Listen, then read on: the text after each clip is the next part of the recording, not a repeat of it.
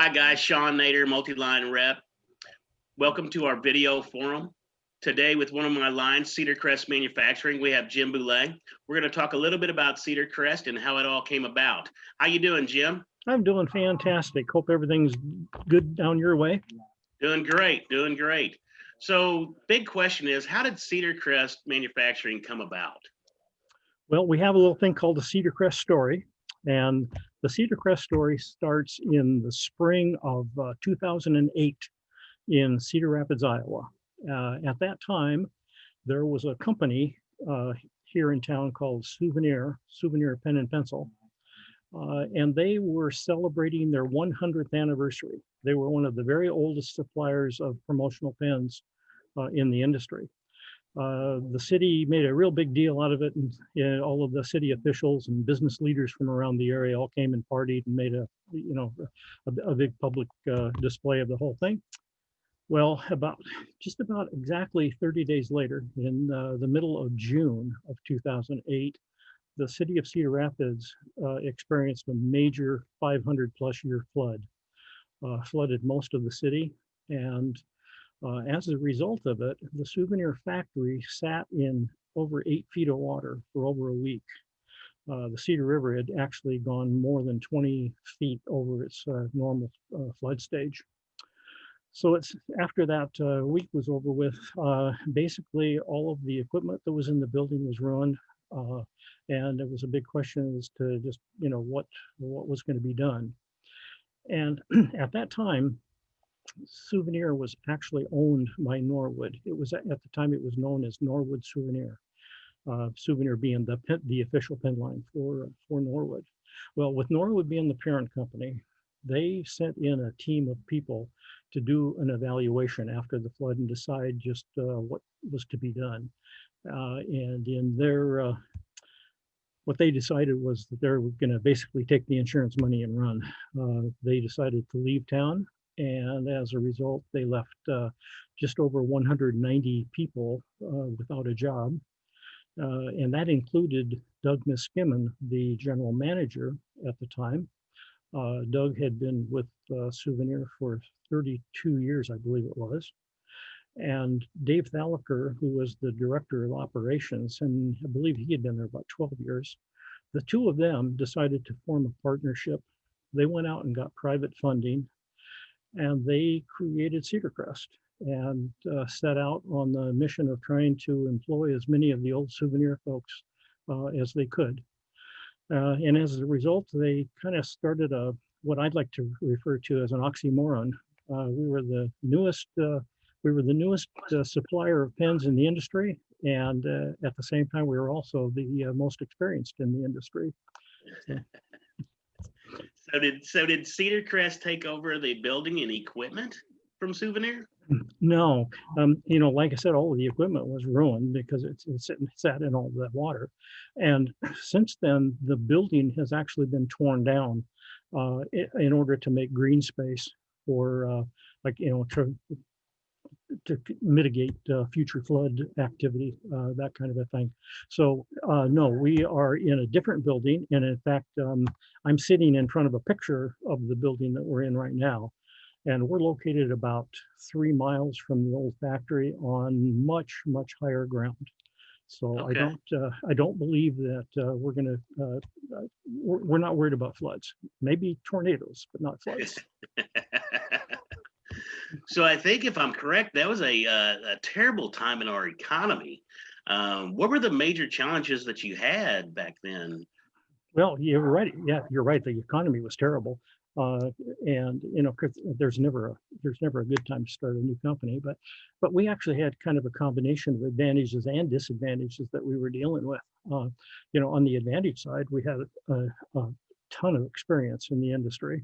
We had lots of connections. We knew who we could count on overseas as overseas suppliers and who to stay away from, and that type of thing. So those were big advantages. But other than that, we were facing the same challenges that any startup business customarily faces. You had to worry about getting capital together, acquiring equipment, people, the building, and all that type of stuff. But the biggest challenge that we actually had was that it took us about a year from the flood in order to get started up again. So we didn't get started until 2009.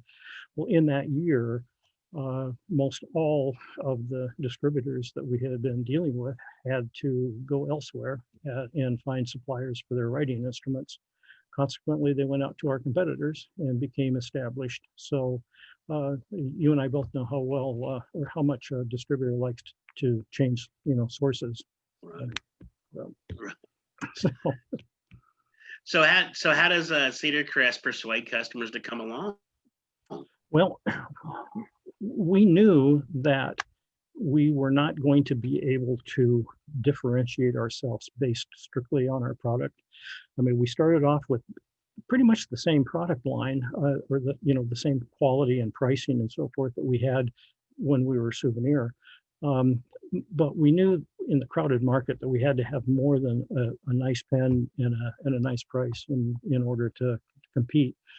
So we put our heads together and we decided that what we would do is try and become known as the easiest company in the industry that you had ever done business with. And we had several ways of going about that. Number one was to do customer service very old-fashioned. Give you an example. If you happen to call our main telephone number during normal work hours, Monday through Friday, you will be talking to a human being within 3 telephone rings every time you call. And it won't be a receptionist or a recording. You'll be talking to somebody who can talk to you about whatever your issue or problem or question happens to be, and see it through to resolution. Now, in addition to that, we decided to come up with a list of things that we called the Cedar Crest advantages. First one of those is that we have 24-hour service on up to 1,000 pens. We're talking plastic pens here.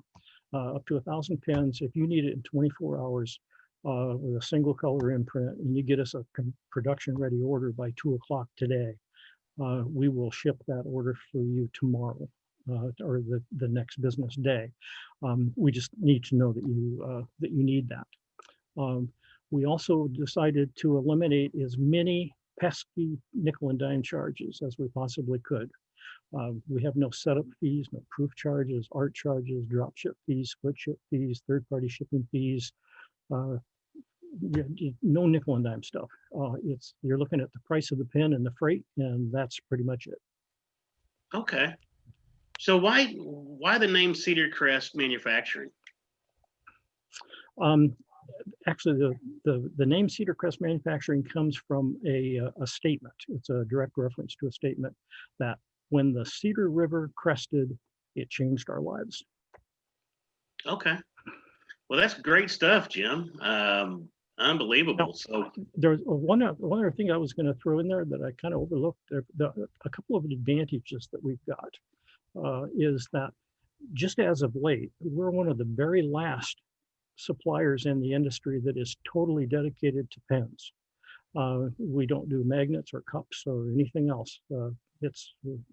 Pens are what we do.